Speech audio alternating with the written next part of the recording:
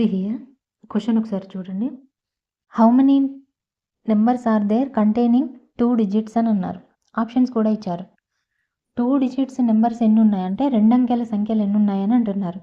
2 అంకెల సంఖ్యలు అంటే ఎక్కడి నుండి స్టార్ట్ అవుతాయండి? 10 నుండి 99 వరకు కదా.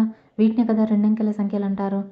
ఎందుకంటే 10 బిలో సింగిల్ డిజిట్ నెంబరు, 99 తర్వాత 100 అనేది 3 డిజిట్ నెంబర్ అవుతుంది. సో 99, 10 నుండి 99 వరకు గల 2 అంకెల సంఖ్యలు ఎన్ని అని అంటున్నాడు క్వశ్చన్.